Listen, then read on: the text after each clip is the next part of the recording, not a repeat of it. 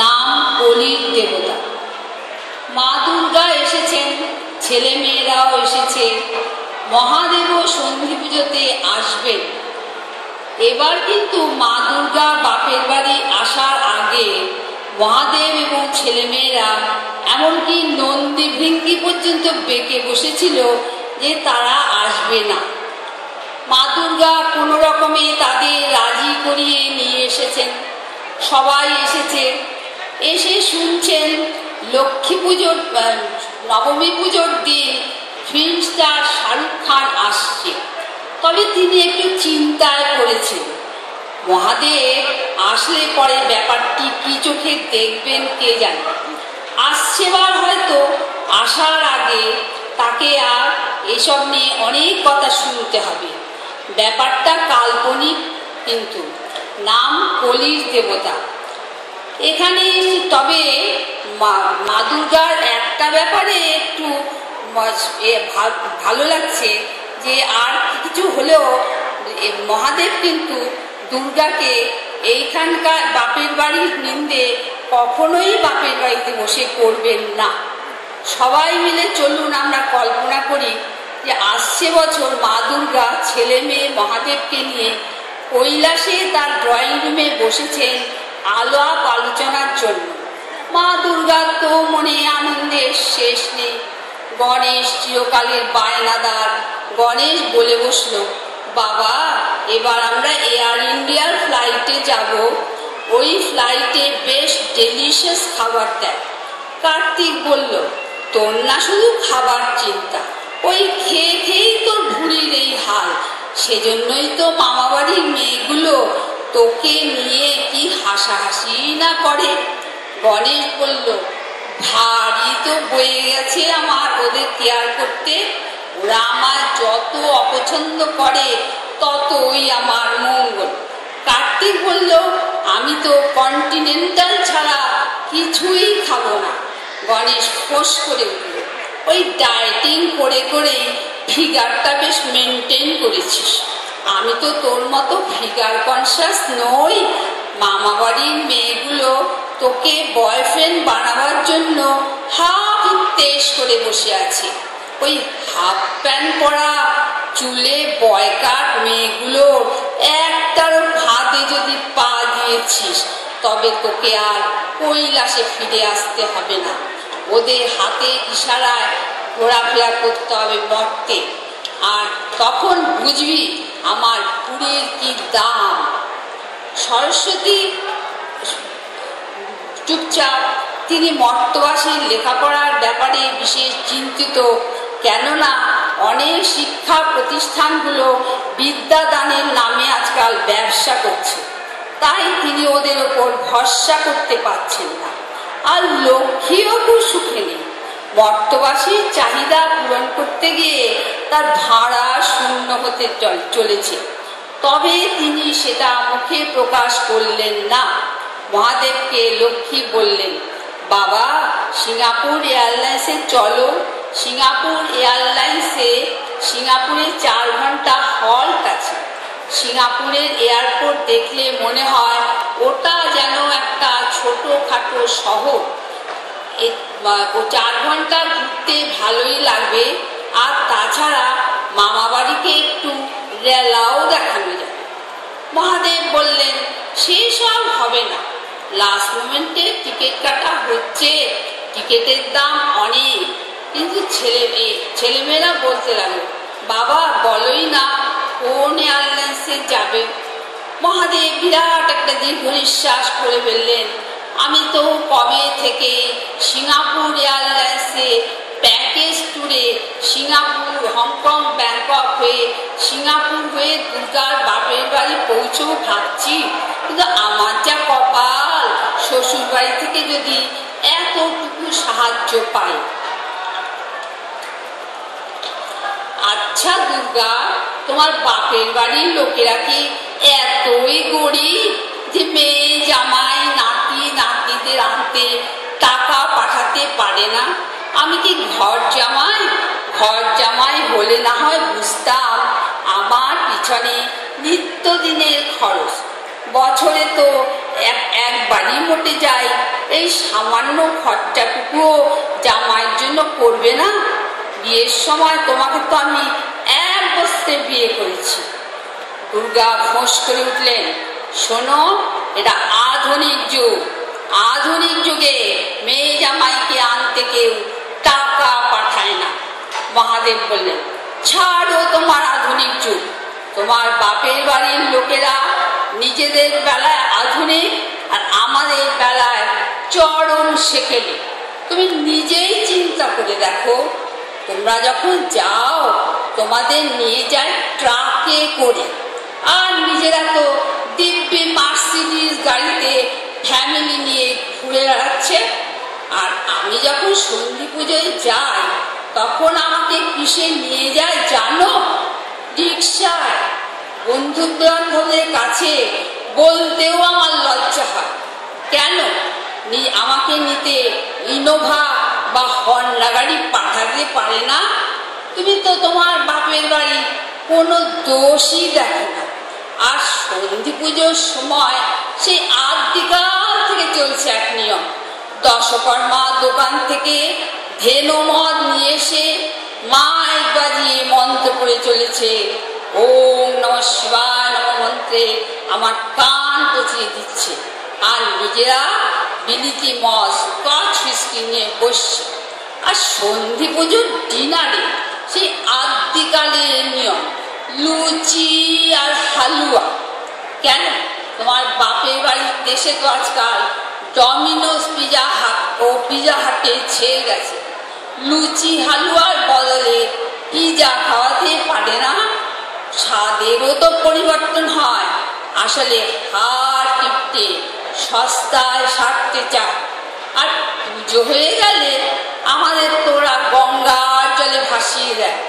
তোমাদের গঙ্গায় যা পলিউশন, প্রত্যেকবার কৈলাসে এসে স্কিন স্পেশালিস্টে এতজনকে দেখাতে আমার কত টাকা খরচ হয় সেসব হিসাব আছে?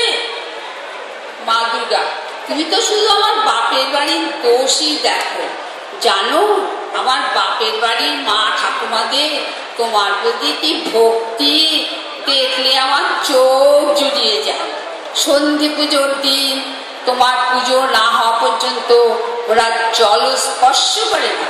মহাদেব, জানি জানি সব জানি, ভক্তির নমুনা আমি দেখেছি।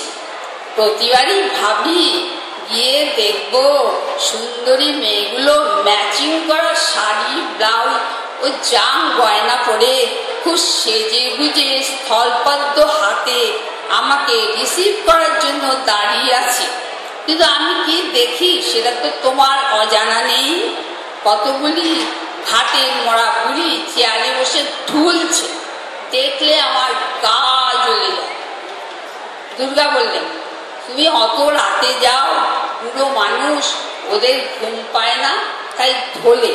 আর অল্প বয়সী মেয়েরা স্বামী সংসার সন্তান সামলে রাত জাগতে পারে নাকি?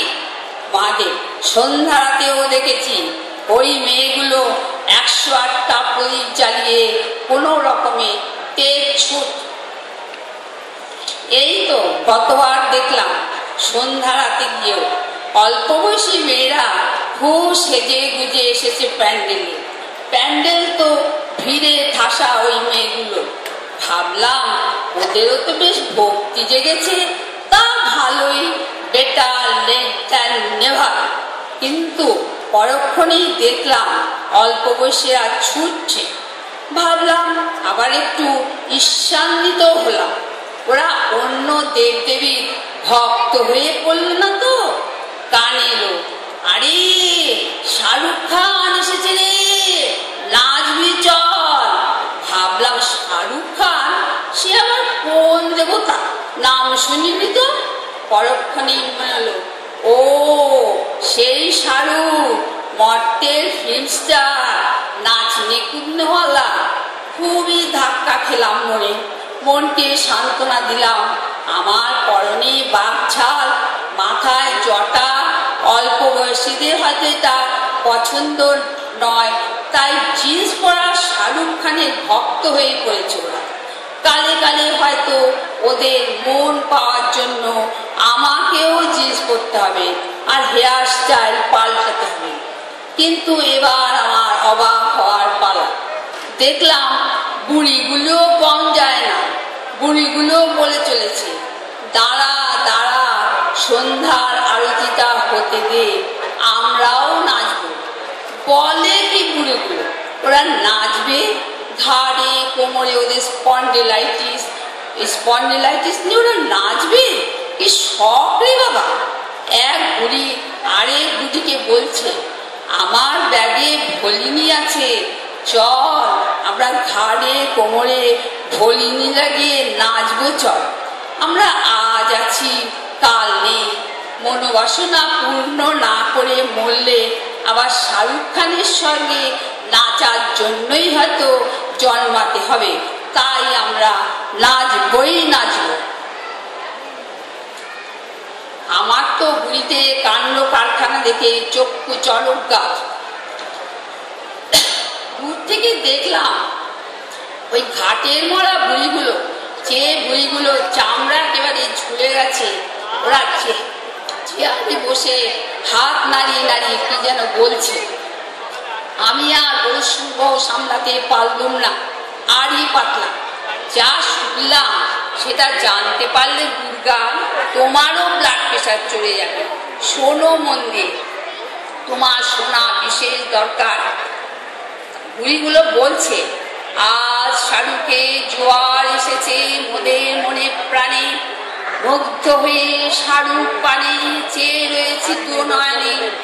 এই বয়সেও শাহরুখকে দেখে মনটি হচ্ছে উড়ু উড়ু, শাহরুখের সাথে নাচার তরে বক্ষ করছে দুধ, ওর সাথে নৃত্য করার ইচ্ছে খুবই হয়, কোমরে বড়ই ব্যথা তাই পাচ্ছি মোরা ভয়। তবে ভলিনি আছে মোদের হাতে, ভলিনি মেখে নাচতেও পারি মোরা শাহরুখের সাথে। মোদের নৃত্য দেখে হাসতেও পারি ছোড়াছুড়ির দল, শাহরুখের সাথে নৃত্য করলে পাবো মনে বল। তখন কিন্তু পাবো না আর দেবদেবীকে ভয়, গলা উঁচিয়ে গাইব মোরা শাহরুখ খানের জয়। ওই চামড়া ঝোলা বুড়িদের মুখে শাহরুখ বন্দনা শুনে আমার তো ফিট হয়ে যাওয়ার জোগাড়। আমি প্রথমে ভাবলাম স্বপ্ন দেখছি না তো, নিজেকে নিজে চিমটি কাটলাম, না দিব্যি জেগে রয়েছি। এবার তুমি বুঝতে পারলে তো দুর্গা বুড়িগুলোর ভক্তির নমুনা। মহাদেব দুর্গাকে বললেন, দুর্গা আর জেগে ঘুমিও না, দিন কিন্তু সাংঘাতিক আসছে। এখন তো বুড়িগুলো আমাদের ভোগের ব্যবস্থা করছে, সেদিন আসতে কিন্তু বেশি দেরি নেই, যেদিন ওই বুড়িগুলো বলবে, বাবা মহাদেব কাঁচা সবজি, চাল ডাল, তেল, নুন, মশলা, ময়দা, চিনি, ঘি সব দিলাম, তুমি তো অতি অল্পেই তুষ্ট, এগুলো কাঁচা কাঁচাই খেয়ে আর তোমার পরিবারের সঙ্গে নিয়েই খেও। আর যদি একান্তই না খেতে পারো তবে কৈলাসে গিয়ে রান্না করে খেও। তোমাদের তোমাদের পেছনে নষ্ট করার মতো সময় আমাদের নেই। তোমাদের পুজো করার চেয়ে ফিল্ম স্টারদের সঙ্গে নাচতে আমাদের অনেক বেশি ভালো লাগে। তাই ভেরি সরি, ডোন্ট মাইন্ড বাবা মহাদেব, ভেরি সরি মা দুর্গা, ডোন্ট মাইন্ড। মহাদেব আরো বললেন যে, আমি বেশ বুঝতে পারছি দুর্গা, তোমার বাপের বাড়ির লোকদের মন থেকে আমাদের জায়গা কেড়ে নিয়েছে ওই ফিল্ম স্টারের দল। আমি এও দিব্য দৃষ্টিতে দেখতে পাচ্ছি, ওরা শীঘ্রই আমাদের বলবে, তোমরা আর আমাদের আরাধ্য দেবদেবী নও, আমাদের আরাধ্য দেবদেবী হলো শাহরুখ খান, আমির খান, সলমান খান, অমিতাভ বচ্চন, দীপিকা পাদুকোন, ঐশ্বরিয়া, প্রিয়াঙ্কা চোপড়া ইত্যাদি ইত্যাদি।